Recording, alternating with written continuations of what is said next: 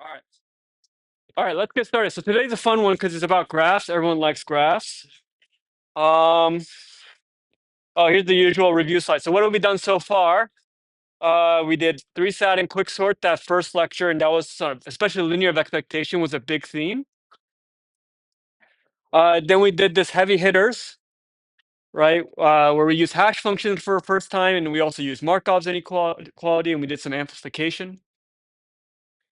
And then last time we did the hash table was linear probing.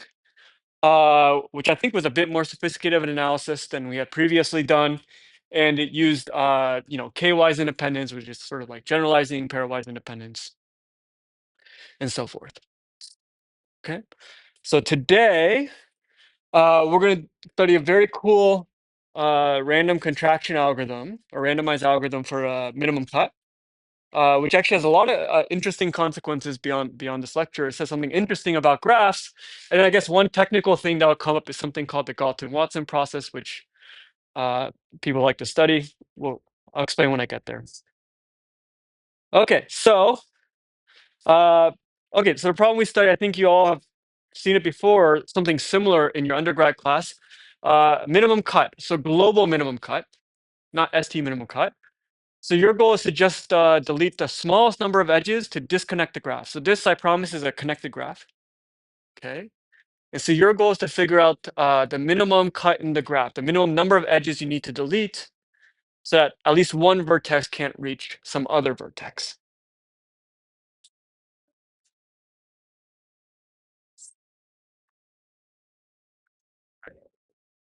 So what is the minimum cut of this graph? 5. Okay, 5 because I guess there's some degree 5 vertices. Okay, so at the very least I can remove these 5 and isolate that vertex, something like that. All right, can anyone do better than 5? There's only like 11, 12 nodes or something. Anyone do better than 5?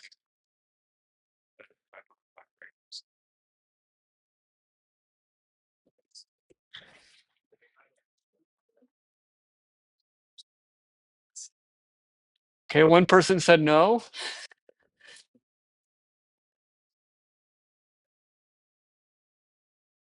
It's a 5 regular graph.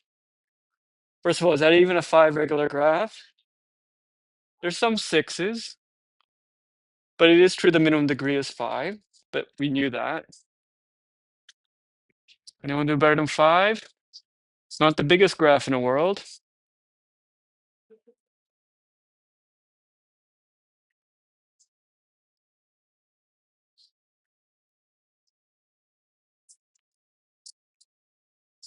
You give up in any case? Okay. Huh? Did you get it?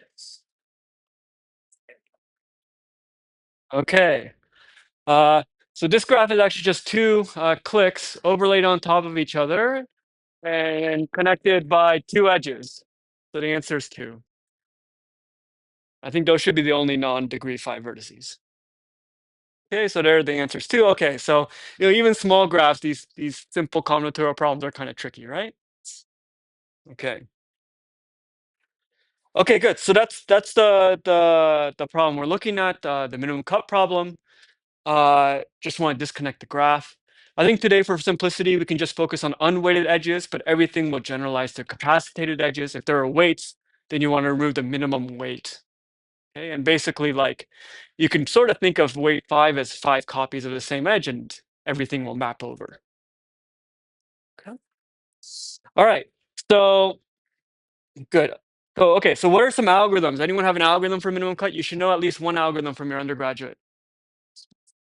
Sure. So in particular, how can I use MaxFlow to solve the global minimum cut?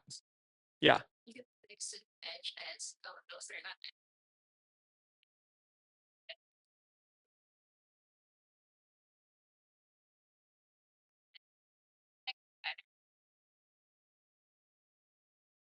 Other vertices. Okay, so good. So okay.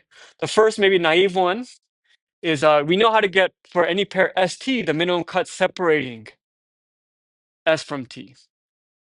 So just try all of them, right? You get, n squared max flows or something. So like here would be, I guess, an example. So if you choose the wrong S and T, you won't get a very good cut. If you choose the correct S and T, you will get a good cut in that example. Fine. So if you did every pair of S and T, what would be the running time? Like n squared max flows, whatever is your preferred choice of max flow algorithm. And then can you do better than n squared?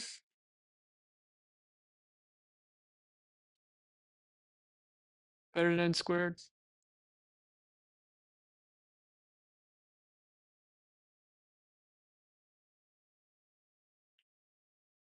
This one's not as tricky. Yeah. Yeah, well, we can fix S and then try all T's. It's an undirected graph, so it's a little simpler. So it's directed, you just have to reverse the edges. Okay, good. Right. Okay, good. Okay. All right, so here's sort of a what probably appears as a random question at the moment, but it's sort of a weird question to ask. All right, so we are going to worry about trying to get the Goldman cut, but here's a different question. What is the maximum number of minimum cuts possible in a graph? Sort of a weird question, right? In a worst case graph, what's the maximum number of kind of tied for the minimum cuts you can get? Okay, that's like a pure kind of graph question, math question. Okay, and then we're going to take a poll. You have 5 choices. You could say some constant, maybe 1, maybe 2. Something that's a polynomial. So you want to choose the smallest upper bound on your guess. Any polynomial, maybe it's n squared, n cubed, n to the 4th, n log n. Any sub-exponential, so some weird like n to the log cube n or something, right? Anything in that funky zone.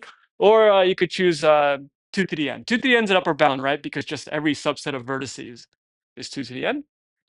Or you don't have to vote. Okay. All right, okay, so those are your choices. Have you thought them through?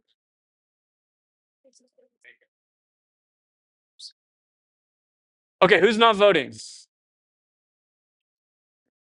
Okay, 2, including the TA. All right, that's a lot of pressure. All right, who thinks there will be a constant number of minimum cuts in the worst case? Excellent. Not enrolled, but that's okay. All right, polynomial. Who thinks there will be a polynomial? At most a polynomial for some polynomial. Oh, that's a lot, isn't it? Okay, I'll say like 85%. Okay, who thinks it'll be like some sub-exponential, some kind of funny thing? Okay, 1, 2. And who thinks that there's going to be something like an exponential? 1, 2, 3. Okay. And who lied about voting? It's too many to count. Usually I can actually figure this out. Okay, someone's a double liar. Okay. All right, so we'll come back to that question. So here's right. Here's an algorithm that we're going to study today. Okay. Focus on just the top description first. The idea is the following. I'm going to start with a graph, and I'm just going to keep randomly sampling edges until there's one cut that I've never sampled an edge from. Okay, that sounds a little abstract. So maybe down below, here's another equivalent algorithm, and we're going to simulate it actually. So I'll take like a graph like the one drawn here, and I'll assign every edge a random number between 0 and 1. Okay, a fractional number. And it'll compute the minimum spanning tree greedily. Okay, so keep adding the minimum weight edge, minimum weight, minimum weight, minimum weight. And then imagine like the last edge you add to the minimum spanning tree. That's going to connect 2 components together. Okay.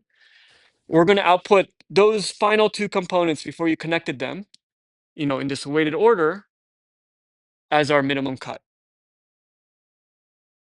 Okay, so it's like a very silly randomized algorithm, right? We're just kind of randomly taking edges until there's only one cut remaining.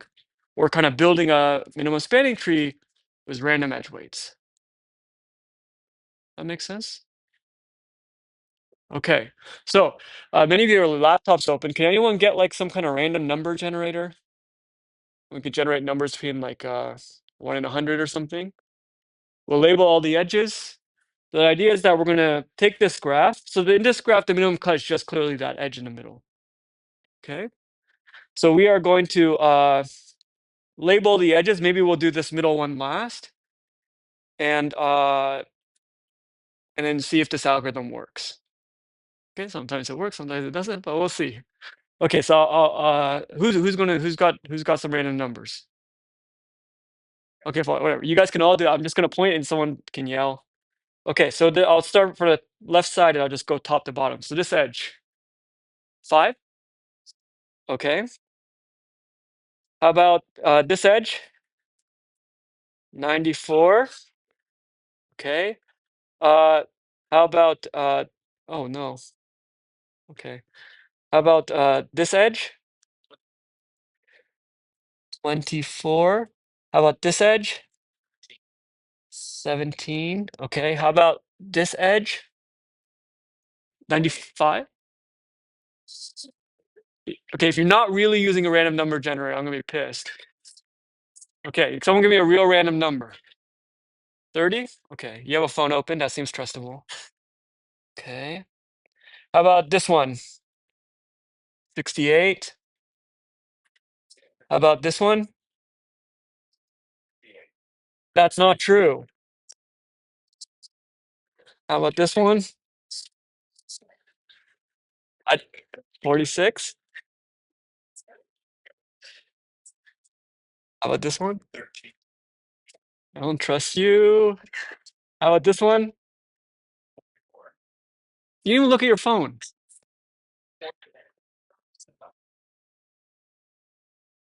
You're up to no good. Okay, now we're going to go to the right, play the same game. All right, how about this edge?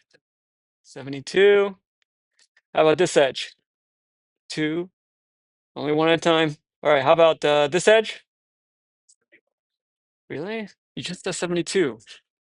Oh, okay. How about this edge? D8. Oh, what the hell? What the just happened? Apparently, okay. It's unerasable. Okay, sorry, 58. How about this edge?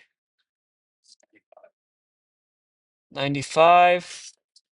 How about this edge? How about this edge?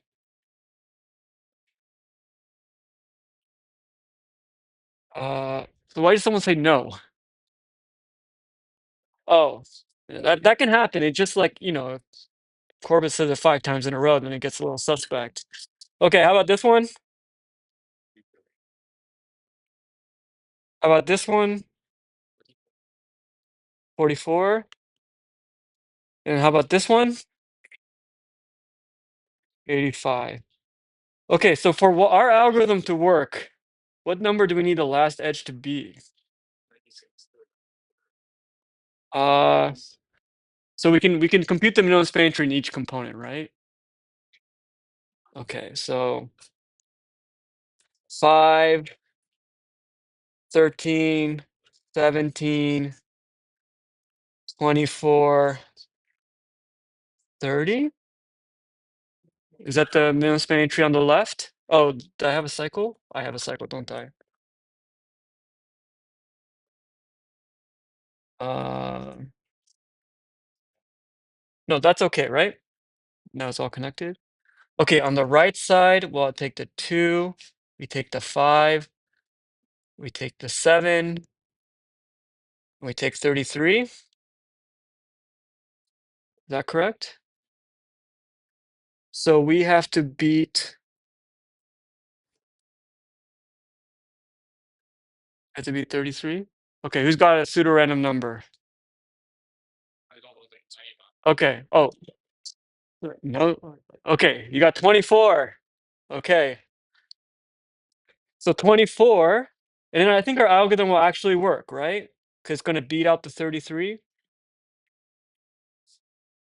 Oh no, we didn't work, did it? Okay, so this didn't quite work, but it was close. We just needed a bigger number, bigger than 33. So you messed it up. Okay, well, okay. Does the algorithm make some sense? Okay, so we were generating random numbers. We kind of see what happens at the end of the minimum spanning tree, and you can sort of see the intuition, right? Like at some level, uh, these things are going to get connected, right, over here, because these are dense subgraphs. And so you're going to get a lot of chances at small edges on just the left and just the right. And then you saw that once we got to that last edge, we just needed to beat 33. We didn't. It wasn't my fault. But we just needed to beat 33 because, although this has some big numbers like 95 or 68 and stuff, in general, because you're taking the minimum spanning tree on the left and the right. So, you have lots of chances to get the numbers low. So you see some intuition for this. At least it seems kind of correlated, even though it's at some level a crazy algorithm. Okay, good. All right, so that's the algorithm. Another way to think about this algorithm is the following, and I have some pictures coming up. So we start with the original graph. I guess I wrote it for weighted, but you can think of it as unweighted. In the unweighted case, pick a random edge, right? And think of that as being the first edge added to your MST. That's the lowest weight edge. Okay, because generating random weights is also like randomly ordering the edges. And then once it's kind of added to your MST, an MST algorithm would often contract those two endpoints, right? Because it's already connected. So take that edge and kind of contract it to make it a graph with one less vertex. And keep doing this, keep doing this, keep doing this until there's two vertices left, each of which represents some kind of connected component in the original graph. And that'll be your cut that you output.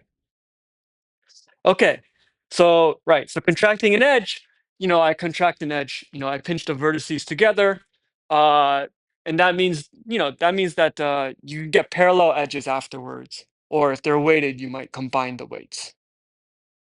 Okay, but I think you've probably have seen this before from MST stuff. Good. So here then is a picture. Okay, so we'll start with our barbell graph again.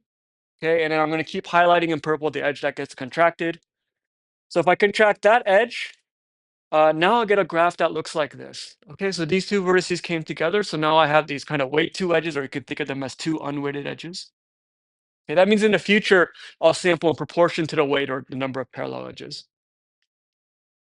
Then we're going to sample this edge in the top right. That gets pinched. Now it looks something like this. Okay. Now we have another edge in the top left getting contracted. Now it looks like this, I guess, if you're careful, right? The two twos combine to give you a 4. And then I guess we contract an edge on the right. Now you have something that looks like this. Okay. And maybe you contract another one, you get something that looks like this, so on and so forth. Okay, so that's this kind of randomized contraction algorithm. You just keep picking edges, shrinking them, and then, if you're lucky, the last two vertices will give you the min cut. Okay, that's the equivalent to this minimum spanning tree idea. The edges that are being contracted are edges being added to minimum spanning tree. Okay, good. So that's our crazy algorithm. And now the question is, how often do we actually find the minimum cut? Okay. So we're going to fix some minimum cut, and we just want to analyze this probability. Okay. Any questions about the algorithm? Yeah. Once you get down to two vertices, those will represent two components in the graph, and that will be the two sides of your cut. Yeah. But this algorithm may not output the right cut. We may later decide we want to repeat the algorithm and stuff.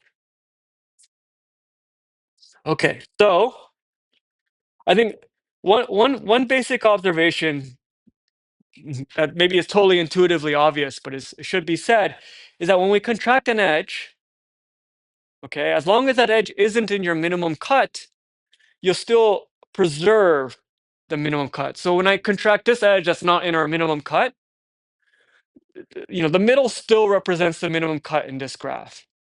Like any cut in our smaller graph, once you uncontract those vertices, represents some cut in the original graph.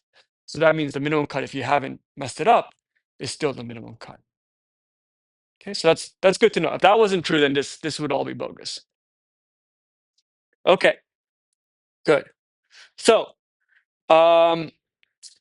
So we're going to output the minimum cut if and only if we basically avoid ever sampling from it until the very end. Okay. Hopefully that's intuitive. So, what we're going to look at is sort of on a iteration by iteration basis. What are the odds that in this particular iteration I avoided hitting the minimum cut, and then kind of compile that over many steps. Okay. And then I'm going to let lambda denote the capacity or size of the true minimum cut. That would be useful to have around. Okay, that's our setup. Any questions? Alrighty then. Then here's almost the most important observation. It looks simple. It says that so the left-hand side represents the total number of edges or the total weight of all the edges. And it's at least lambda, the minimum cut, times n over 2. Or I don't know. I mean, if you find this more convenient, it's saying the minimum cut is at most 2 over n times the total size or total capacity of all the edges. I'm just flipping things around. Okay, so that's the claim. The minimum cut is actually very small in some ways compared to the total weight of all the edges. That's good because we're hoping that if I choose a random edge, I don't hit the minimum cut. So we want it to be small. But why is that true? Yeah.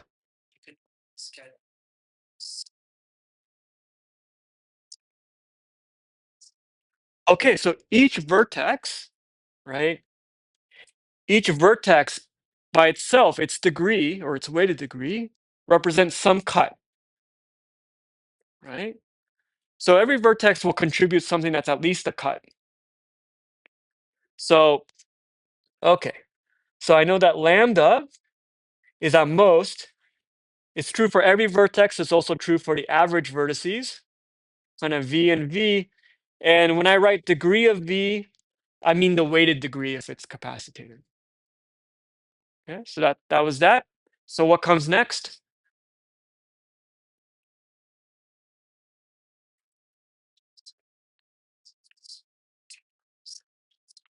Yeah, if I sum up at every vertex how many edges are incident to you, then you're going to end up double counting all the edges, one for each endpoint.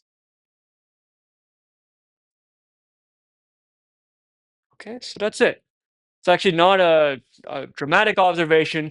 It's just noting that, each vertex degree is at least the minimum cut. So the minimum cut is always going to be roughly a 1 over n fraction of all the edges out there. So the minimum cut's always pretty small, right? So it actually starts to make more intuitive sense that if you pick a random edge, you have like a 1 in n or 2 in n chance of not hitting the minimum cut. Right? Okay, good. So let's just look at we just look at one iteration then, right? If I pick a random edge in proportion to its weight, the claim is that I'll hit it with probability at most 2 over n. Why is that?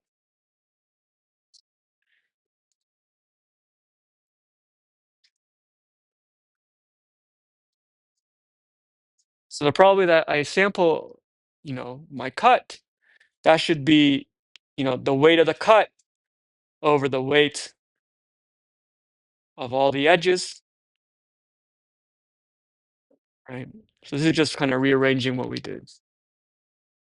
Okay, so each time you have a 2 over n chance of hitting the minimum cut because that's, in the worst case. Yeah. Good. Okay. So now we want to actually try to do the full analysis. So we want to argue that the minimum cut is returned with some probability. In this case, we're going to get something like 1 over n choose 2, so roughly 1 over n squared. And okay, so here's how we're going to set it up. We're going to look at it as like an iteration by iteration basis.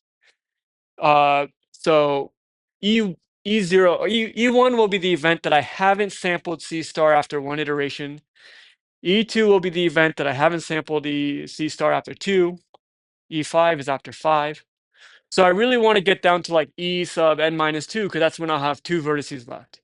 If I get to that point and I still haven't sampled the minimum cut, I'm happy. Okay.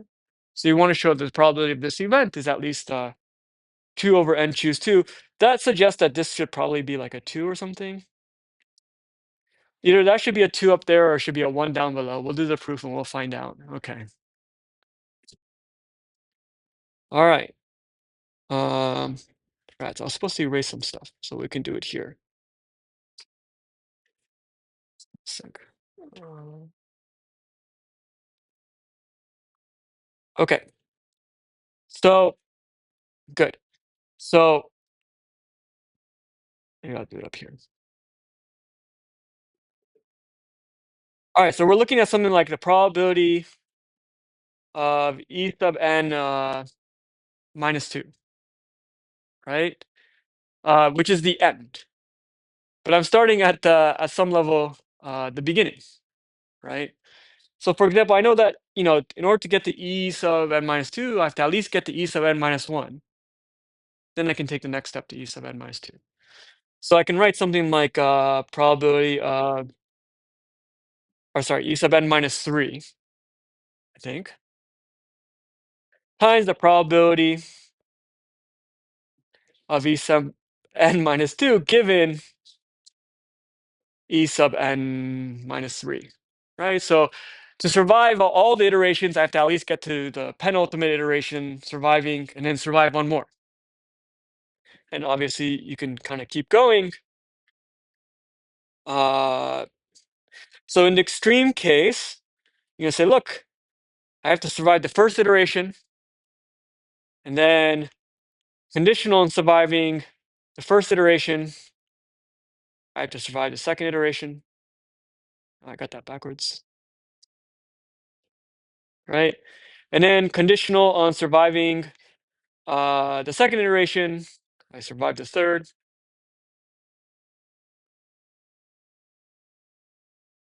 All the way down to the last one we're interested in. Okay, so I've just kind of unrolled all the things. So now we're looking at terms that are one iteration at a time. Yeah, that's easier for us to work with. Okay. All right, so let's do this term by term. What is an upper bound for our first iteration? 2 over n, because originally there was n vertices and there's this kind of 2 over n chance, right? Ah, okay, is it 2 over n? What did 2 over n represent? So 2 over n was actually the odds that something bad happens. So the good one is 1 minus 2 over n. Okay, you survived one round. What are the odds conditional on that you survive the next one?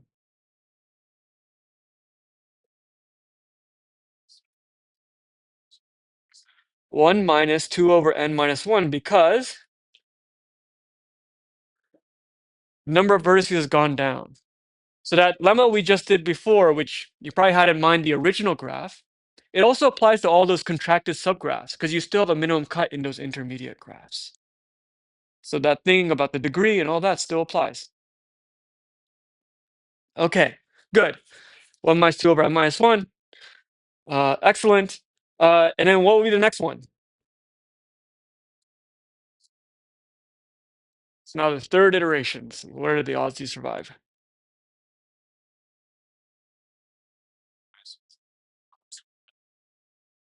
Yeah, number of vertices keeps going down. And then what will the last one look like? Yeah, I think you should probably get down to 3 vertices at the end, right? Before you get down to 2, so you get something like this. Okay. All right, so how can we work with this? Well, let's look at all the numerators and all the denominators.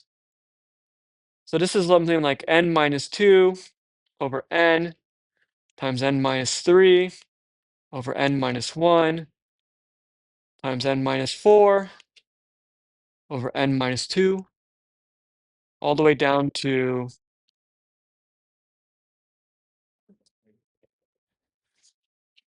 yeah. Okay. What is the right way to write this? Oh, whatever. Just write 1/3. Okay. All right. So what does this look like? Okay. So this looks like n minus 2 factorial. What does the denominator look like? It almost looks like n factorial, but it's missing a factor of 2, which is also 2 factorial. All right. And so what does this look like? 1 over n choose 2, right? The number of ways you can choose 2 things out of n. Okay, which means that this up here probably should have been a 1. Okay. All right. Here's the cleaner prepared version. Okay. All right.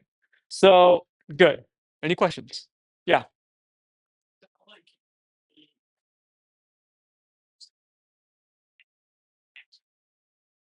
Okay. So at some level, how come I only wrote like the pairwise conditional? I wrote, E2 given E1 and E3 given E2, but I didn't write E3 given E2 and E1. Although that would kind of be more proper. But why was I able to get away with it? Yeah.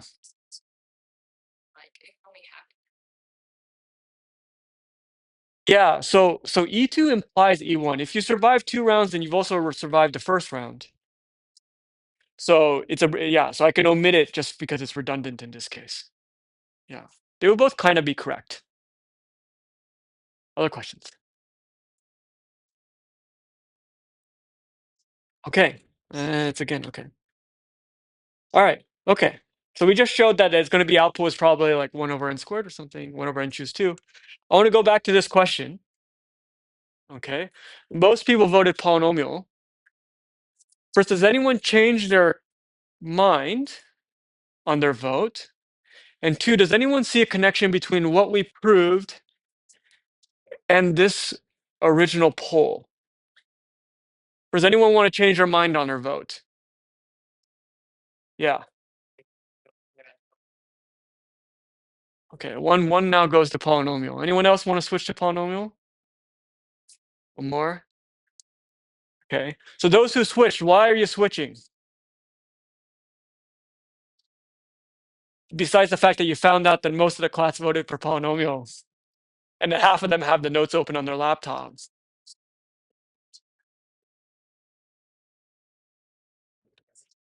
So the answer is polynomial, and we just proved it. But we're missing one thing. Why did we just show there's only a polynomial number of minimum cuts in a given graph, which is an outstanding claim? Yeah.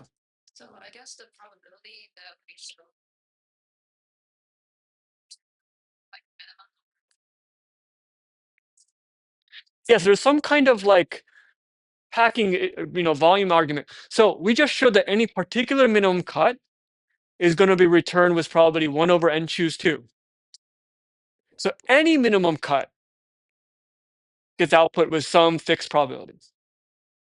And you can't have that many minimum cuts, or the probability is going to start adding up to more than 1. You can't have more than n choose 2 minimum cuts, otherwise somehow it doesn't add up, right? Because all those probabilities need to add up to at most 1.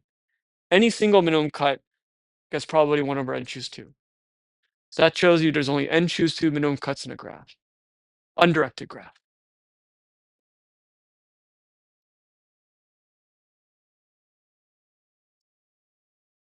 We can go through slowly.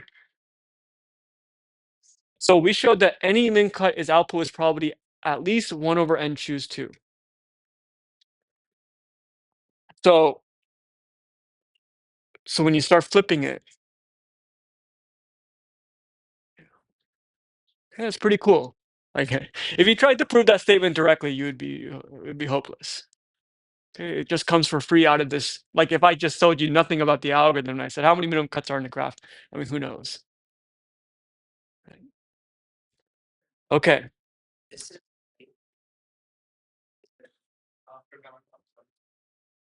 Is it tight? I think it's pretty close to tight.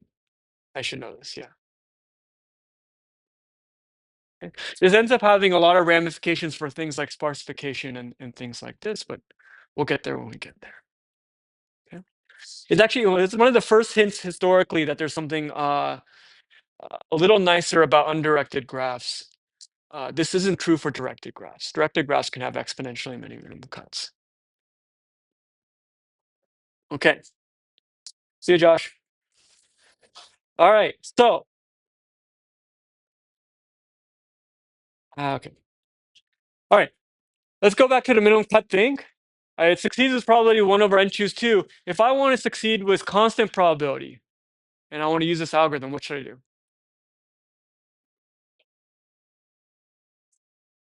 Huh?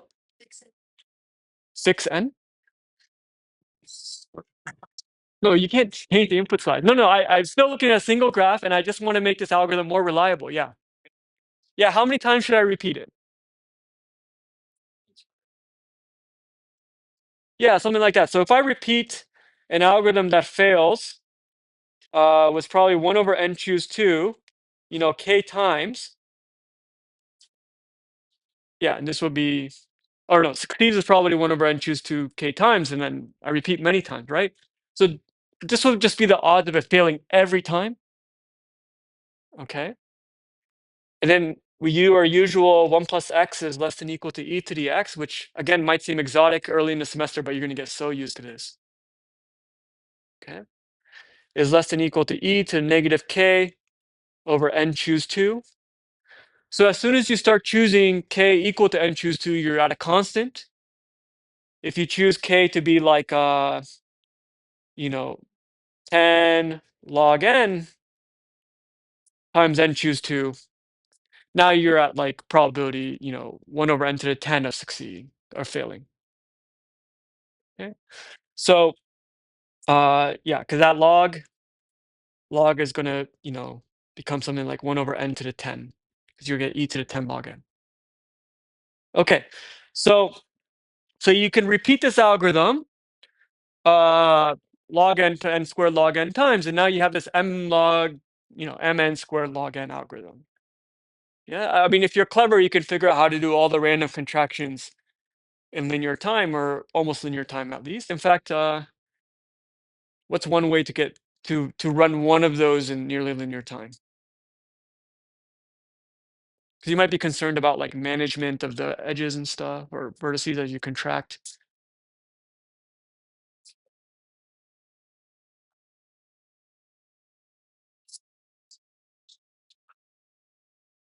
We can always do the MST version at the very least, but then I think if you're kind of look at it carefully, it's not that hard to contract and use union find or something to keep track of what's okay.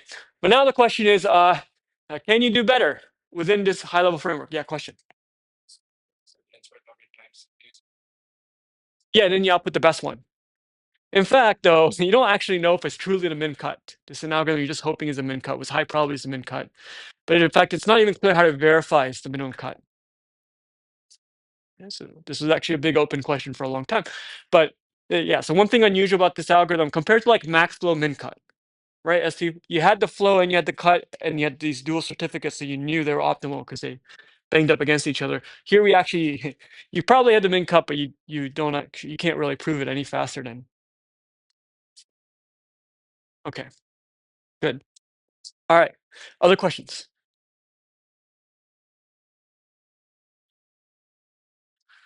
So the next phase then is, can you do better? Any ideas for trying to do better? I love ideas, fun ideas, goofy ideas.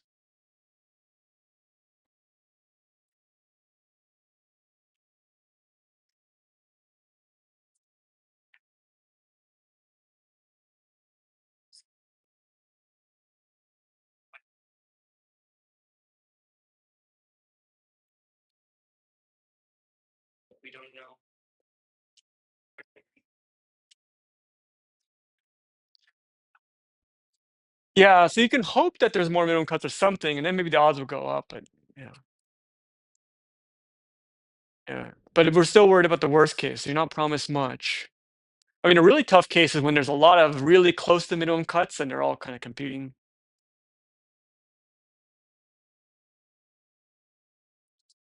Yeah.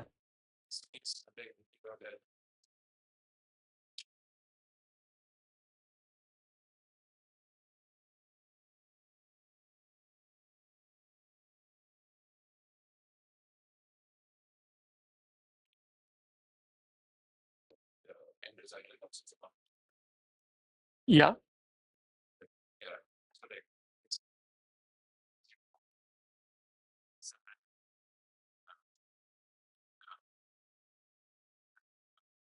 Oh, so I should mention that so if it's unweighted edges, or I mean if it's unweighted, then you're sampling uniformly. With weights, if there's like weight 10, you should think of that as 10 unweighted edges and sample was the appropriate probability. So those capacity 10 edges are already getting samples probably factor 10 bigger. Okay. Well, maybe they focus on this particular aspect.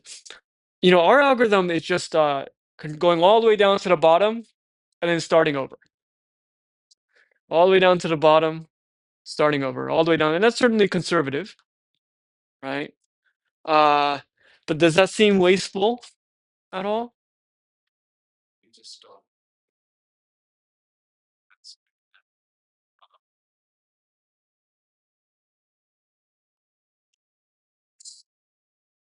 Yeah, I'm not sure if it's obvious that you can stop early.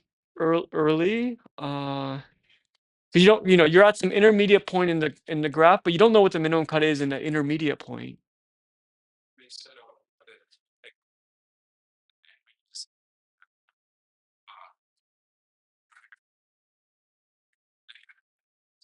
Well, yeah, okay. At the end, you know that if this is your best cut you've seen so far, but you've already done all the work, so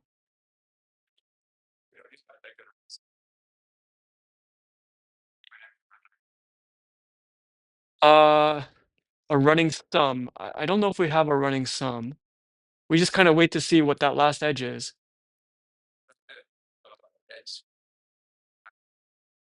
Yeah.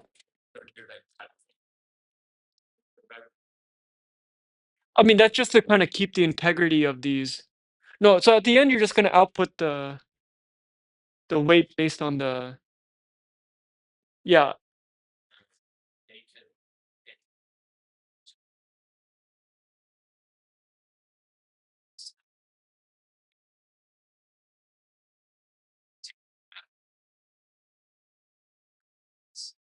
So maybe okay, okay. I think you might be on to the approach. Okay, so who's been in this situation before? Am I that old? I am that old, but still. Anyone know what this is? Huh? Okay. Yeah. So this is Pokemon. Yeah. Okay. The exact color I don't remember. It's probably the color of the. Yeah, I don't know. I'm yeah. Okay. So this is like the final boss or whatever of the what's the name? I don't actually know. Of the Elite Four. Uh, okay. And then okay. So you guys you play the whole game. You train your Pokemon, and then you get to this stage, right? And you have to like press A or whatever to talk to the person and then, okay. So what do you do right now? You save, right? You get to the final boss and you save, right? Because then when you get your butt kicked, you turn it off and you go run away or something, right? Okay. So does that give any ideas for the minimum cut? Yeah.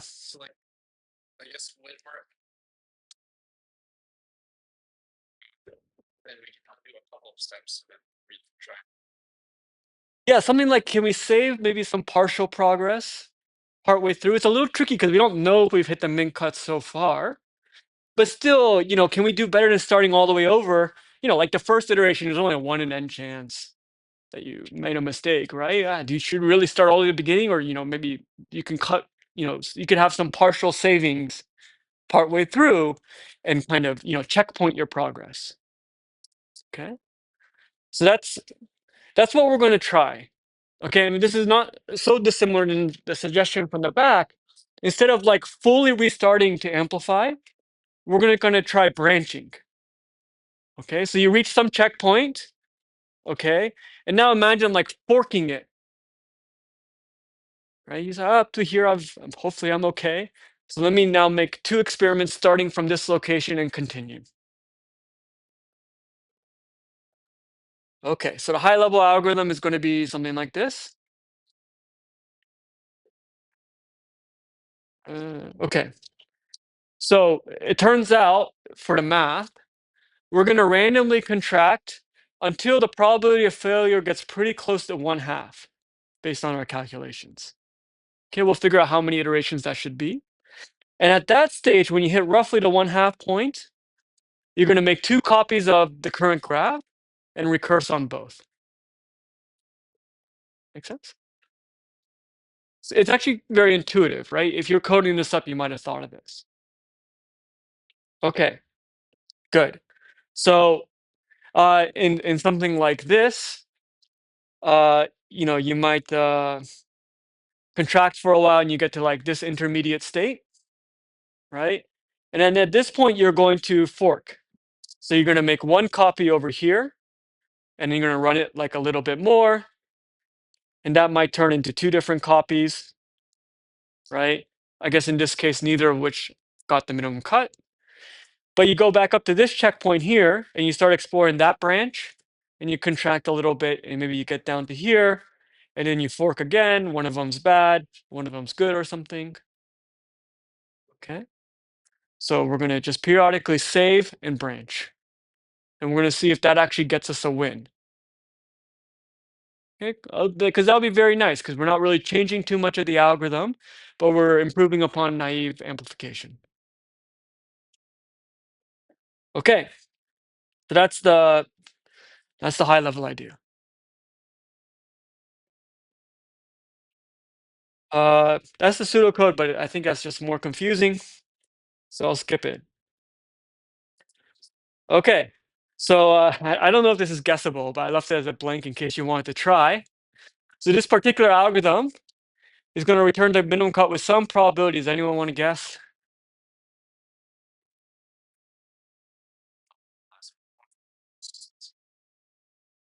Well, sorry.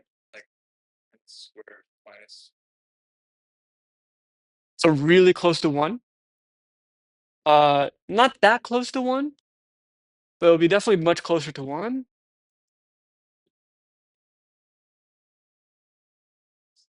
I don't see how this is guessable. It's gonna turn out to be roughly 1 over log n with this checkpointed version, which means this version we only have to repeat like log n times or something to start getting the probability to be pretty good. Okay, good. So we're going to use the following fact, which is what these Galton-Watson trees refer to, and we'll prove it at the end after we finish the algorithmic part. Okay. So imagine you start with a full complete binary tree of height k, so 2 to the k children or something like that. And now for every edge, delete that edge with probability 1/2. Okay. And then ask, is there a path from the root to some leaf? Right? Because there's all these connections getting broken up, so you're not promised anything. Okay. So this is studied a lot in like statistical population stuff, right? Because you imagine a population of like rabbits or something, and they die at some rate, but they also reproduce at some rate, right?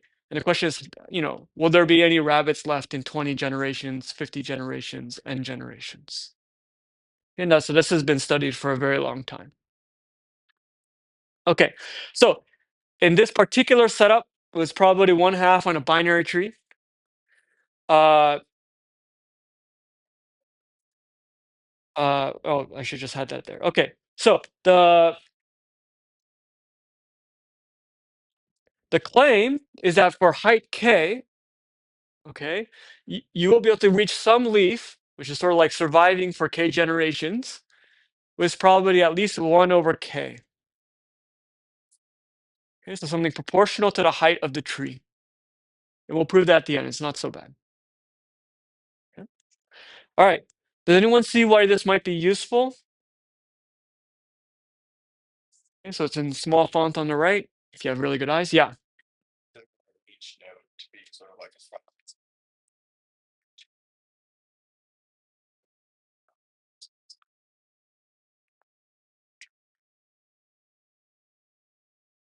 Yeah, I think so. Okay, so we're going to model all our recursive calls as a tree. Okay, so that means like the nodes will be like the subproblems or subgraphs at those checkpoints, and the edges are recursive subcalls. Did you succeed and make it to the next checkpoint? And you're going to delete the parent edge of a node or subproblem if you failed before the recursive call. So that's the idea. So in this model, we had chosen our algorithm to take as many steps as it can, so that the probability of failure basically is going to get very close to 1/2, so that we can apply this. And we'll have to figure out how many steps that is. Okay, so uh, if we fix the minimum cut, right?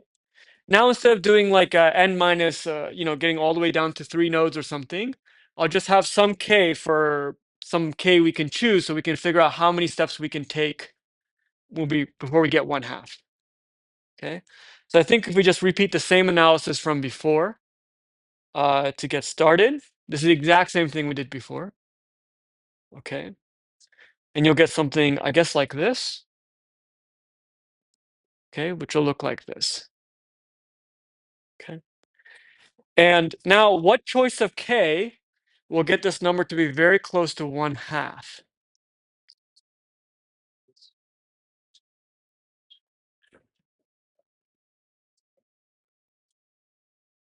So k should probably be on the order of n or something, because n squared up here needs to cancel with n squared down here. But you want this whole thing to be 1/2. So roughly n over square root 2. Right, so if you plug in n over square root 2, you will get is, plus 1. It'll be strictly bigger than, greater than equal to 1/2. Yeah, you can double check. It's not super exciting, but it should at least be believable by eye. Okay, so we are going to run it for roughly n over square root 2. So each iteration is going to chop off like a constant fraction. And now, right now, when we come back to the high level model, we're choosing it so that the edges fail with probability 1/2. And what would the height of our tree be if we're always kind of going until there's n over square root 2 left?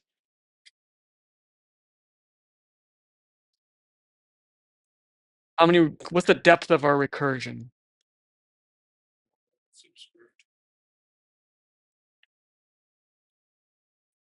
You're always chopping off a constant fraction, so I taught you guys. All right, so it's gonna be like log n, right? So I'm not worried about the constant. So now you're gonna be correct with probably, you're gonna be correct if there's a root to leaf path in this tree. And if you apply your theorem, you'll get 1 over log n. Okay, so I think the theorem is good to know. It's going to be something proportional to the height of the tree when it's a binary tree with probability 1/2. All right, any questions? Oh, we're going to finish early. Better ask questions. Yeah.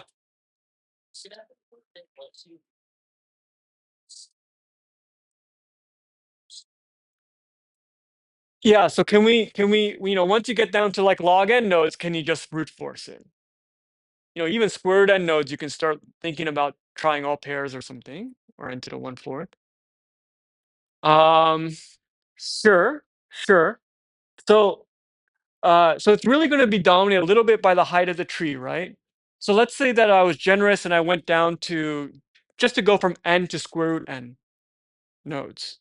Right now I'm on a smaller graph and maybe I can try some other strategy. There's only square root n vertices left. Although the number of edges hasn't necessarily gone down by much. Um, what would the height of my tree be if I'm only going down to square root n nodes?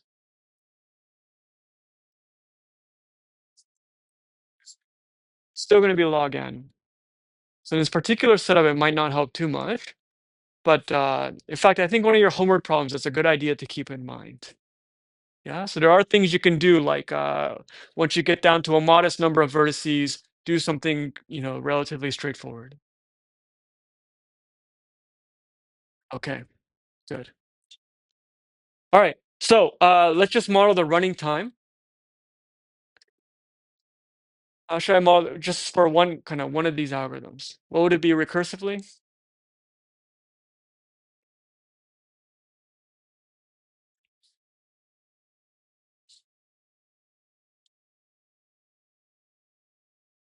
So T of n is the running time on n nodes.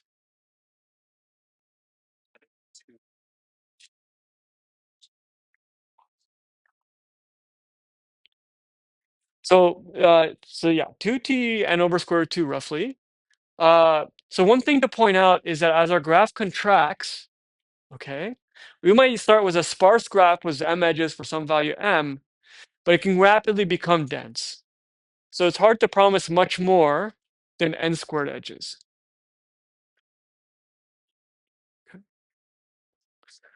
So n squared is of course the worst case. Okay, so now what happens when we set up some recurrence trees, right? We have n nodes in the top problem. We have two problems of size n over square root 2. You have four problems of size n over 2, right? And each of these are contributing quadratic work.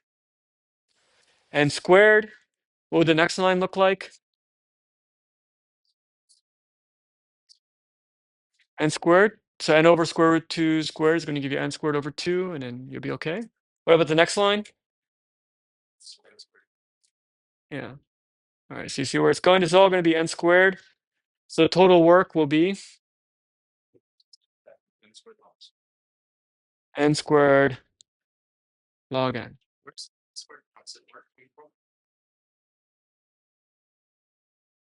Oh, where's the n squared work coming from?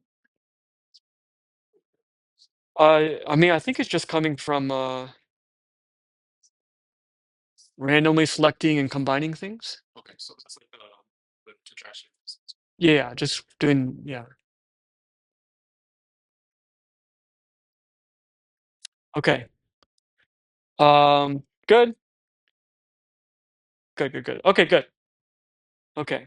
So, all right, good. So that's getting you to n squared log n time algorithm. You can repeat it log n times. Just to remember, before we had mn squared, and now we just got it down to something like n squared. Okay. Good. So now we just need to prove this fact and do a little probability together. Okay. All right, so I want to show that for a balanced tree, binary tree, I remove every edge with probability 1/2. We'll kind of survive k rounds with probability 1 over k. Okay. Okay, so here's how we're gonna set it up. So I'm gonna say, so I'm gonna think of levels as like from the bottom. So level 0 will be the leaves. Level 1 will be right above, level 2, level 3. And so P sub I will be that a probability that a node at level I can reach one of its leaves. I want to set this up so I can do some induction. Okay, so basically we're going to try to figure out 10, then 11, then 12. Okay, so P0 will always be 1 because that is a leaf. It'll always be connected to each other. It'll always be connected. Okay, and what I want to do is I want to model Pi plus 1 as a function of Pi, right? Because someone that's I plus 1 levels up, well, it's going to need to connect to something as I levels up, one of his children, and it needs to go all the way down or something, right? Okay, so it's easier to first focus on when it doesn't connect to any of his children. Okay, so 1 minus pi plus 1 is some node at level I plus 1 cannot connect to any of its subleaves, right? So some node at pi plus 1 has two children at level I, right? So yeah, so who wants to try to complete this equation? So both of those have to kind of fail, right? So what about one of them? How does it fail? Sorry? Okay, so it's probably 1/2 this edge just dies. Okay. Probably 1/2 this edge just dies. Well, it's probably 1/2 this edge doesn't die, right? So what happens if this edge survives? But you still don't want to make sure you get all the way down.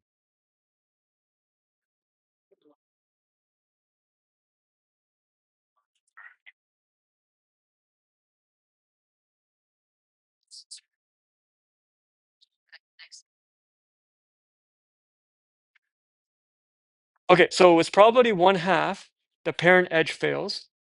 But it's probably 1/2 that parent edge is okay, but you still don't want it to reach down below. So how do I model that recursively? 1 minus pi. Okay, so that's the total probability of this thing not being able to reach any subleaf through that child. And you need both of them to fail. So then I start looking at something like this. Okay. Can this be simplified?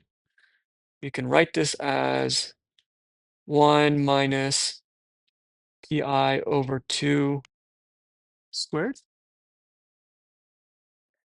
And then pi plus 1 is equal to 1 minus pi over 2 squared. So I didn't make a mistake. I won't cheat. Okay. All right. So let's go through the first few values. P0 is equal to 1. T1 is equal to,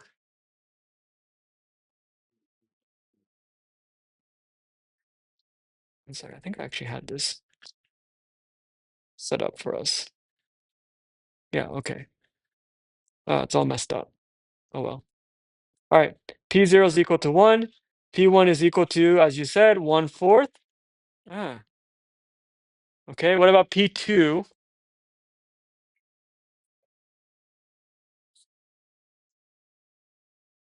P2 starts to get a little messier.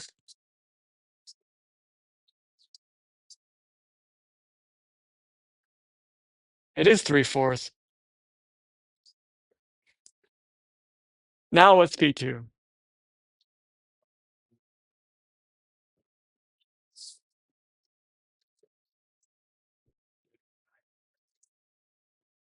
(39 over 64).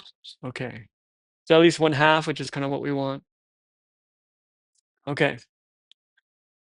Okay, good. That's all. That's right. Well, I guess I found it convenient to write it like this. Okay. All right. Good. Okay, so I want to start proving this thing inductively. Okay. But one thing that's a little bit weird is that so I want to show pk is greater than or equal to 1 over k, and I can model pk recursively as a function of pk minus 1. But the one thing kind of weird, okay, so I can start writing pk plus 1 is equal to, I mean, I'm doing pi plus 1. Oh no.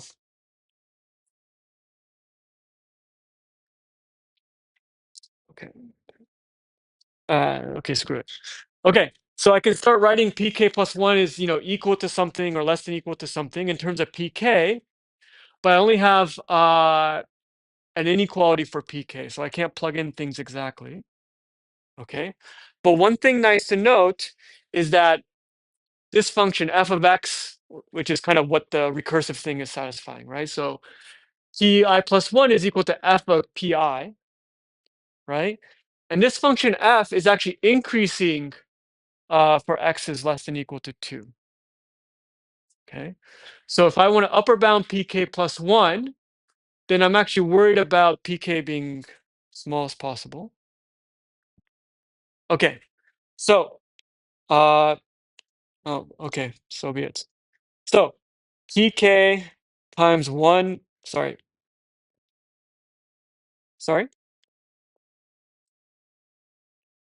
Let me go through slowly. 1 minus pk over 4.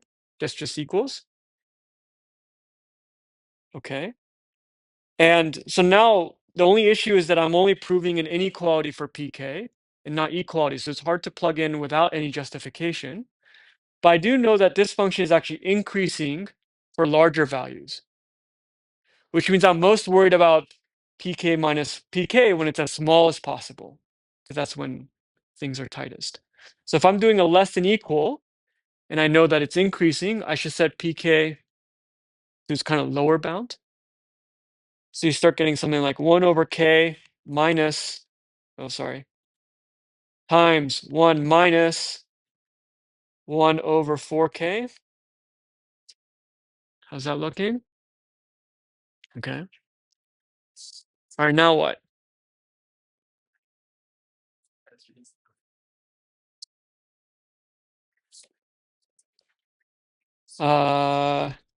Yes, yeah, okay, I got it backwards.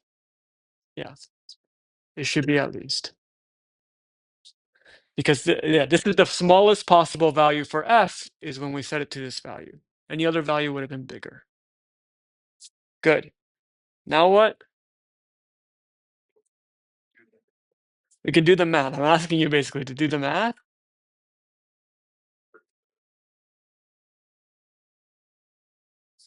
Okay, we can do it together. So you get something like 4k minus 1 over 4k squared.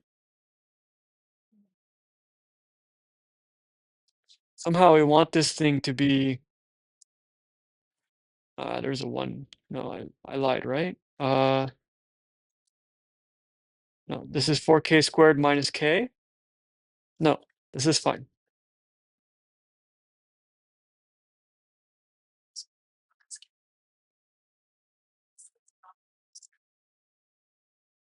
That's okay, right? Okay. Somehow we want this thing to be true.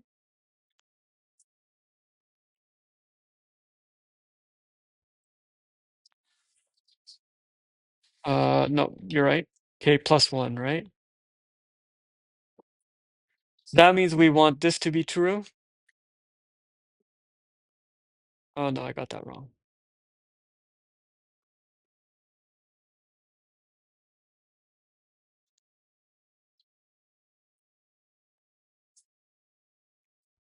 Yeah, is that true?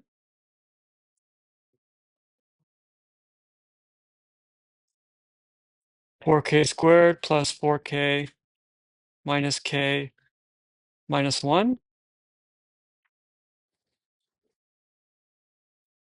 Is at least 4k squared? Think we're looking good? Yeah, that's a 3k. So long as k is at least anything, we're okay.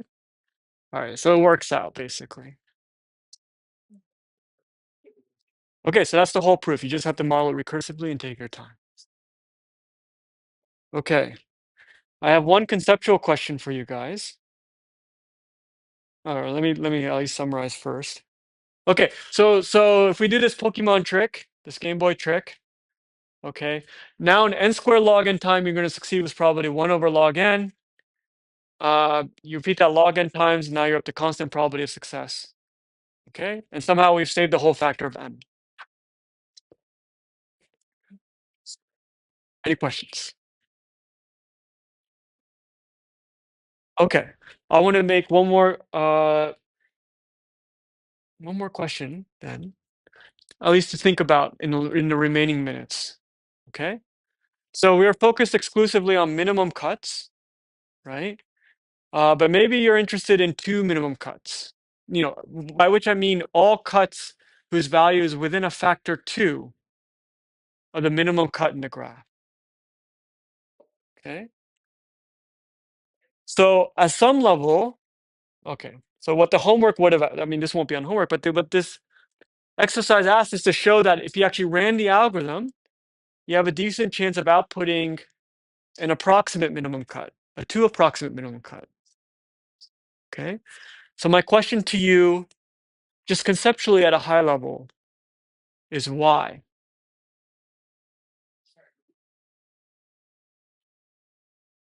So in other words, I'm saying that something similar will hold for approximate minimum cuts as minimum cuts. Yeah, there are more. Yeah, okay. Well, actually, the chances here are lower. But the claim though is that you still have some reasonable chance of outputting in a particular approximate minimum cut. And there's a similar, basically, we're getting some analogous theorem with a little bit weaker values.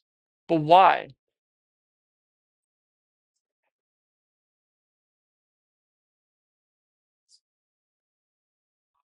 Based on what we did before, first half of class, why might this be true?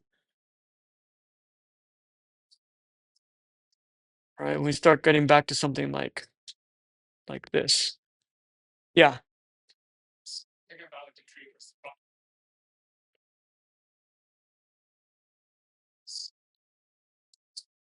You're thinking about a tree. Well, so this is more a statement of the original just contraction algorithm without the Pokemon trick. Right, so I'm claiming that this algorithm actually tells us a lot more about graphs than just minimum cuts. It's going to tell us something about approximate minimum cuts as well. And my only question is why, given what you know? Okay, well, let me briefly explain and then we'll take off. So everything hinged on this very simple lemma, which was just saying that the minimum cut was very small to a number of degrees in the graph, right? If you have a 2 approximate minimum cut, right, and so you're really multiplying this thing by 2, okay, now it's if you multiply this thing by 2, then this just becomes like a 4. Okay? And now when you start doing the analysis here, instead of 1 minus 2 over n, you're looking at 1 minus 4 over n, 4 over n minus 1. Okay? And so this n minus 2 starts looking like an n minus 4, n minus 5. But you start getting something very similar, but at the end, you're not going to quite get 1 over n choose 2. Okay?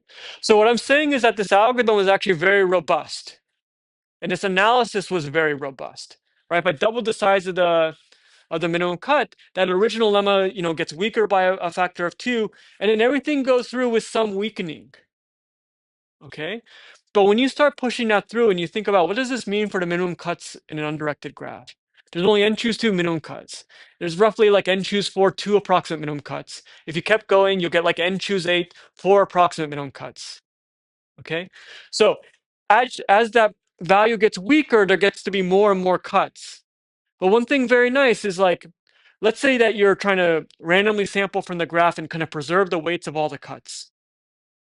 Okay, just now you're most worried about the minimum cuts because those are most sensitive. Those are the smallest values. And then you're next worried about the approximate minimum cuts, 2 approximate, then 4 approximate, then 8 approximate.